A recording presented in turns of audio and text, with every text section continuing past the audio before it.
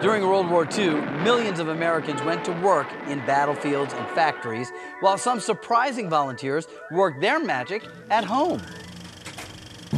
Mando Duck, here are your orders. Studios like Disney, Warner Brothers, and Paramount used the star power of popular characters to help rally Allied forces to victory.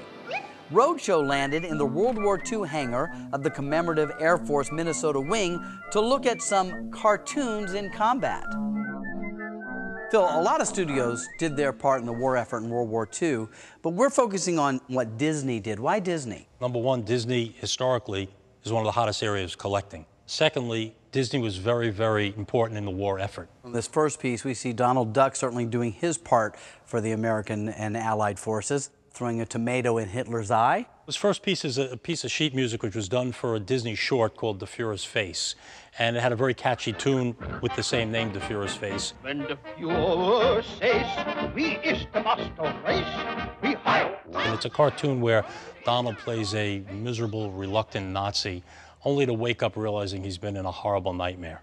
That sounds like a horrible nightmare. It was for Donald.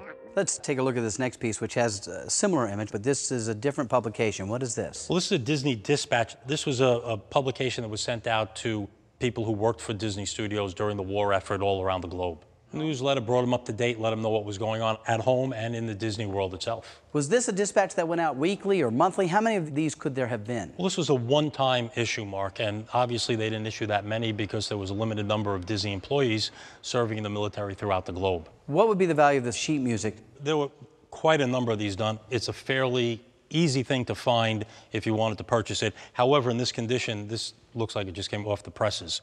I would probably estimate that at auction somewhere between $50 and $75. The newsletter I'd put a much higher value on, and for auction purposes, I'd say $500 to $750. I see. Let's move on to these examples here as sort of a grouping. Tell me about this. This is an example of insignia art, and during the Second World War around 1943, Disney was receiving so many requests for artwork and to use their characters for arm patches for the military nose art that they put one of their best artists, Hank Porter, on to handle all these requests and work with the studio artists in creating these military patches.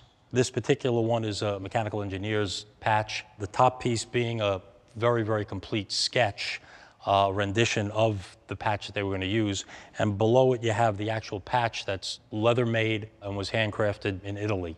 This was all part of the Disney effort to help the war. There were no licensing fees charged, and they could use any of the characters they wanted.